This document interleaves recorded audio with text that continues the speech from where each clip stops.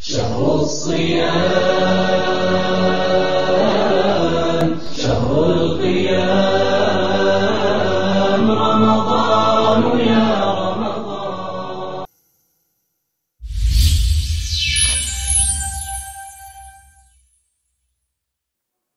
Bismillahirrahmanirrahim. Assalamualaikum warahmatullahi wabarakatuh. Alhamdulillahi rabbil alamin. Wassalatu wassalamu ala sayyidil anbiya'i wal mursalin wa ala alihi wa sahbihi ajma'in. Qala Allah ta'ala fi kitabihil karim, ya ayyuhalladzina amanu kutiba alaikumus siyam kama kutiba alal ladzina min qablikum la'allakum tattaqun. Subhanaka la ilma lana illa ma 'allamtana innaka antal alimul hakim. Rabbi shrah li sadri wa yassir li amri wahlul 'uqdatam min lisani yafqahu qawli. Allahumma 'allimna ma yanfa'una wanfa'na bima 'allamtana wa zidna ilma. Allahumma amin. Sahabat LC rahimakumullah, alhamdulillah kita bersyukur pada Allah Subhanahu wa taala atas limpahan dan karunia Allah Subhanahu wa taala yang tak terhingga kepada kita. Bahkan kalau kita ingin menghitungnya, kita tak mampu menghitung nikmat Allah Subhanahu wa taala, karena Allah telah menyatakan wa in ta'uddu ni'matallahi la tuhsuha, dan jika kalian ingin menghitung nikmat Allah pasti kalian tak mampu menghitungnya. Semoga Allah Subhanahu wa taala menjadikan kita di antara hamba-hambanya yang bersyukur. Sahabat sekalian rahimakumullah, tak terasa 15 hari dari Ramadan telah berlalu. Dan kita saat ini berada di hari ke-16 di pertengahan yang kedua. Semoga Allah Subhanahu wa taala menerima setiap ibadah dan amal soleh yang kita kerjakan sebelumnya, dan Allah beri kita taufik untuk bisa memaksimalkan di sisa-sisa Ramadan ke depan. Amin ya rabbal alamin. Sahabat sekalian rahimakumullah, salah satu ibadah mulia atau amal mulia yang hendaknya menjadi perhatian seorang muslim dalam hidupnya, terlebih ketika ia berada di bulan Ramadan, yaitu berinteraksi dengan Al-Quranul Karim. Al-Quranul Karim merupakan kitab hidayah, petunjuk bagi manusia, pedoman hidup bagi seorang hamba, orang-orang yang ingin istiqamah, kebahagiaan, maka hendaknya berpegang teguh kepada Al-Quranul Karim. Allah Subhanahu wa taala berfirman, fa imma ya'tiyannakum minni huda famanittaba hudaya fala yadhillu wala yasqa. Maka apabila datang petunjukku pada kalian, barang siapa yang mengikutinya maka dia tidak akan tersesat dan tidak akan sengsara. Ibnu Abbas radhiyallahu anhuma mengomentari ayat ini, beliau mengatakan takaffalallah atau tadammanallah liman qara'al Qur'an wattaba'a bima fihi alla yadhilla fid dunya wa la yashqa fil akhirah. Allah Subhanahu wa taala menjamin siapa saja yang membaca Al-Quran dan mengikuti petunjuknya, dia tidak akan tersesat di dunia dan tidak akan sengsara di akhirat nanti. Dan Al-Quran merupakan kitab petunjuk yang luar biasa, sehingga Allah katakan dalam firman-Nya, inna hadzal Qur'an yahdi lillati hi aqwam. Sesungguhnya Al-Quran ini memberikan petunjuk ke jalan yang paling lurus. Lurus dalam hal akidah, lurus dalam hal amal, lurus dalam hal akhlak. Semua kebaikan ada di dalam Al-Quran. Oleh karena itu, hendaknya seorang hamba sering-sering atau meningkatkan interaksinya dengan Al-Quran. Lantas, bagaimana cara kita berinteraksi dengan Al-Quranul Karim? Insyaallah berikut ini saya akan sampaikan ada 5 cara kita berinteraksi dengan Al-Quran. Yang pertama, al-istima'u ilaihi, yaitu mendengarkan Al-Quran. Nah, mendengarkan Al-Quran merupakan salah satu cara untuk kita berinteraksi dengan Al-Quran. Dan hal ini termasuk ibadah yang mulia dan juga dicontohkan oleh Nabi sallallahu alaihi wasallam.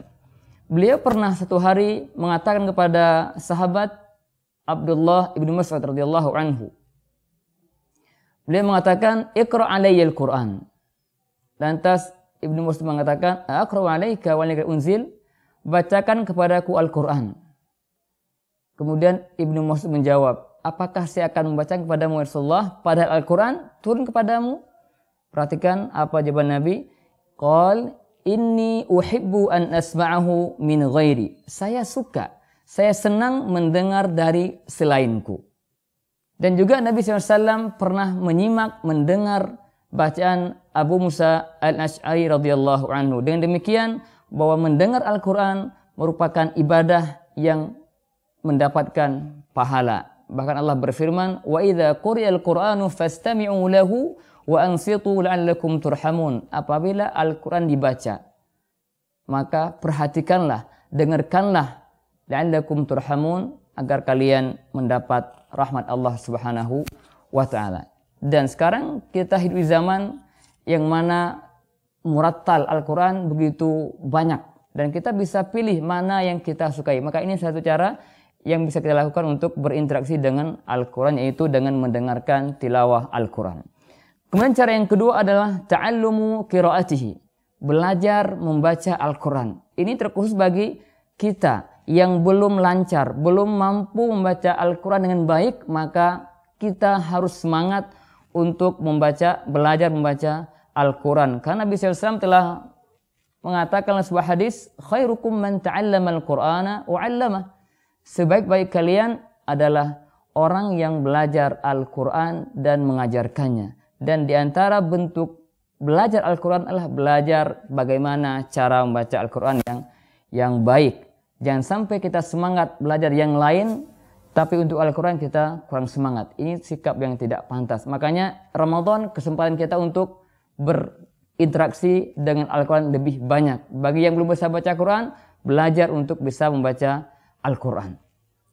Kemudian yang berikutnya, yang ketiga adalah Al-Qira'ah, membaca Al-Quran. Interaksi kita dengan Al-Quran dengan cara membacanya. Atau kalau bahasa kita sekarang itu sering dikatakan dengan tilawah.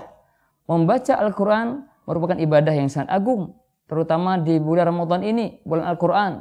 Nabi SAW pernah bersabda, "Man qara'a harfan min kitabillah, falahu bi hasanah, wal hasanatu bi 'ashri amsalihha. La aqulu alif lam mim harfun, walakin alifun harfun, lamun harfun, wa mimun harfun." Barang siapa membaca satu huruf dari Al-Quran, maka baginya satu kebaikan, dan satu kebaikan dilipat ganda menjadi 10 kebaikan.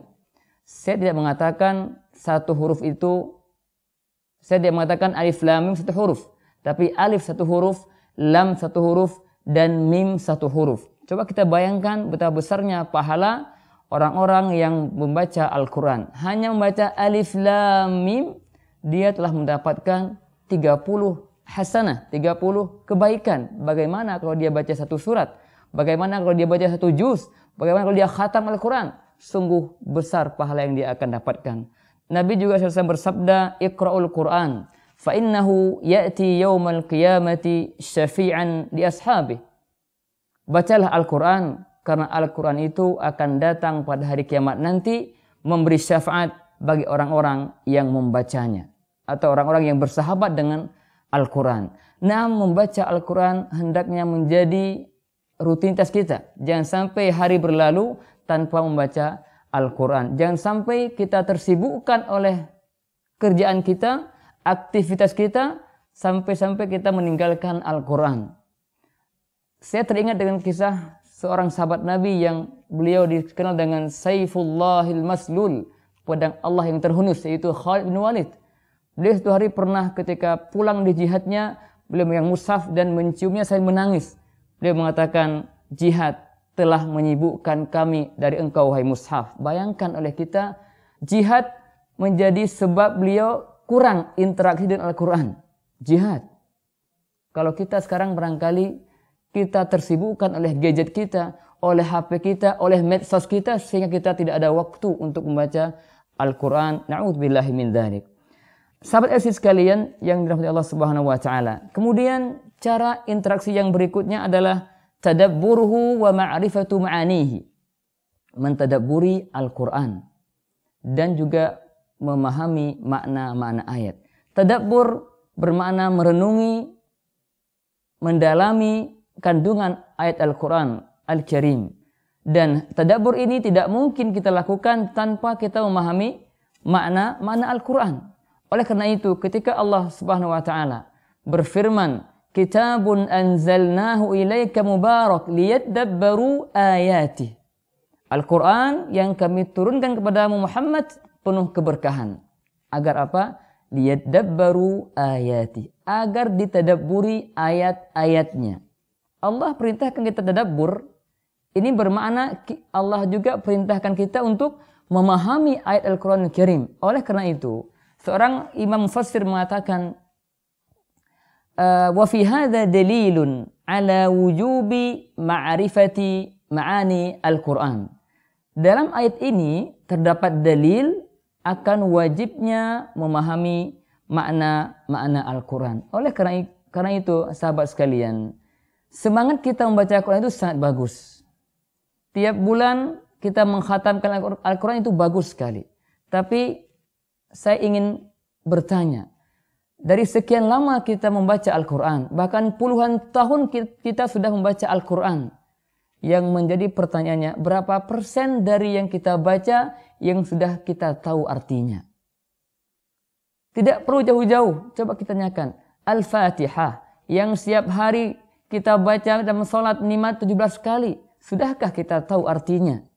Atau surat yang paling pendek, Al-Kautsar, Al-Falaq, An-Nas, Al-Ikhlas, dan yang semisalnya, apakah kita sudah berusaha untuk memahaminya atau belum?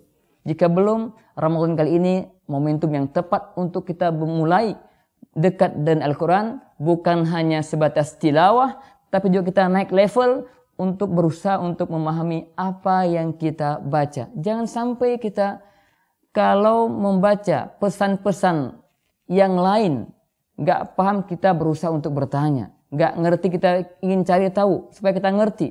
Tapi kenapa Al-Quran rasanya kita tidak mau untuk berusaha memahami firman Allah Subhanahu wa taala. Maka sekali saya ingatkan, mari kita bersama untuk berjuang untuk lebih dekat dengan Al-Quran dengan cara kita sering memahami makna ayat Al-Quran. Paling minimal kita membaca terjemahannya. Targetkan Ramadan kali ini, kalau belum hafal, belum paham terjemah Al-Fatihah, maka targetkan insyaallah Ramadan kali ini saya akan berusaha untuk memahami dan menghafal terjemahan atau makna dari surah Al-Fatihah dan seterusnya. Ini bagian dari bentuk interaksi kita dengan Al-Quran, dan ini paling luar biasa, paling penting.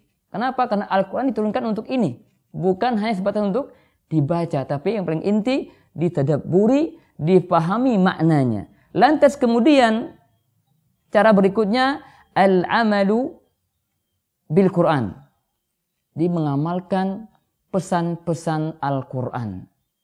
Kita sudah membaca Al-Quran, kita sudah memahami artinya, mentadabburinya, lantas kemudian kita hendaknya menerapkan, mengaplikasikan pesan-pesan yang terkandung di dalam Al-Quran.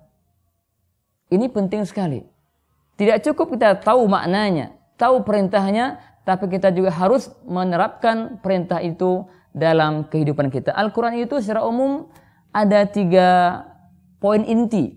Ya, Al-Quran berisi tentang akhbar, tentang berita-berita, informasi yang Allah sampaikan, baik informasi itu yang berkaitan dengan masa lalu, masa yang akan datang, dan juga tentang Allah SWT, tentang Rasulnya, tentang hari kiamat, itu semua akhbar. Maka cara kita mengamalkan informasi ini dengan cara membenarkan. Kita meyakini akan semua itu. Kemudian poin yang kedua, Al-Quran berisi perintah-perintah. Banyak perintah. Perintah berbakti kepada kedua orang tua, perintah untuk bersikap jujur, perintah untuk berkata baik, dan banyak sekali perintah dalam Quran, yang itu semuanya cara kita mengamalkan itulah melaksanakan apa yang Allah perintahkan. Al-imtithal, melaksanakan perintah-perintah Allah Subhanahu wa taala. Poin yang ketiga berisi al-awamir, larangan-larangan. Betapa banyak dalam Al-Quran itu larangan yang Allah larang agar kita menjauhinya. Nah, dengan kita membaca Al-Quran dan kita mengetahui artinya, maknanya, kita akan tahu, oh ini ternyata Allah larang, kita jauhkan. Allah misalnya larang tentang riba, larang mengumbar pandangan pada hal yang tidak benar, Allah melarang berdusta, Allah melarang zina, dan seterusnya. Itu semua larangan yang kita wajib meninggalkannya. Ini bentuk sederhananya bagaimana kita menerapkan Al-Quran. Jika di situ mengandung akhlak-akhlak yang Allah kabarkan, maka coba kita berusaha untuk berakhlak seperti akhlak yang diajarkan dalam Al-Quran. Kemudian yang terakhir, cara kita berinteraksi dengan Al-Quran adalah hifdhuhu, yaitu menghafalkan ayat-ayat Al-Quran semampu kita. Dan ini level yang luar biasa. Mungkin ada orang Allah mudahkan dia untuk menghafal Al-Quran 30 juz. Ada yang setengahnya, mungkin hanya Allah mudahkan dia 1 juz 30. Alhamdulillah. Tapi yang ingin saya tekankan, hendaknya kita seorang muslim punya niat, punya semangat untuk menghafal Al-Quran seberapapun dia. Kita lebih bahagia mana? Kita meninggal dunia tanpa pernah terbetik dalam jiwa kita, diri kita untuk menghafal Al-Quran meskipun sedikit. Dengan kita meninggal ternyata kita membawa semangat yang luar biasa untuk menghafal Al-Quran meskipun sedikit. Saya kira semua kita ingin meninggal dalam kondisi meskipun nggak hafid, tapi kita punya semangat untuk bersama Al-Quran, untuk menghafal Al-Quran. Semoga Allah SWT memberikan kita kemudahan untuk menghafal Al-Quran. Ingat, kita sampai saat ini mungkin sudah sekian tahun, puluhan tahun, sudah hafal Al-Fatihah, mungkin Al-Falaq, An-Nas, Al-Ikhlas, dan yang semisalnya. Tapi apakah kita hanya mencukupkan dengan beberapa surat itu? Tidakkah kita ingin menambahkan hafalan kita mesti beberapa surat yang lainnya? Jika belum, mari kita tingkatkan semangat kita agar kita mampu menjadi orang-orang yang lebih dekat dengan Al-Quran. Semoga Allah Subhanahu wa taala menjadikan kita ahli Al-Quran. Semoga Ramadan kali ini menjadi momentum terbaik untuk kita perbaiki hubungan kita dengan Al-Quran, dan semoga Allah Subhanahu wa taala pun memberikan kita kesempatan yang panjang untuk bisa dekat dengan Al-Quran, baik mendengarkannya, mempelajari cara bacanya, mengetahui membacanya, mengetahui makna-maknanya, dan kemudian menerapkan kandungannya. Kemudian kita berusaha semaksimal kita untuk menghafal ayat-ayat Allah Subhanahu wa taala. Semoga Allah berikan kita kesempatan untuk bisa menyelesaikan Ramadan kali ini dengan berbagai macam amal saleh. Wallahu taala alam. Wassalamualaikum warahmatullahi wabarakatuh. Syahrul Shiyam, Syahrul Qiyam.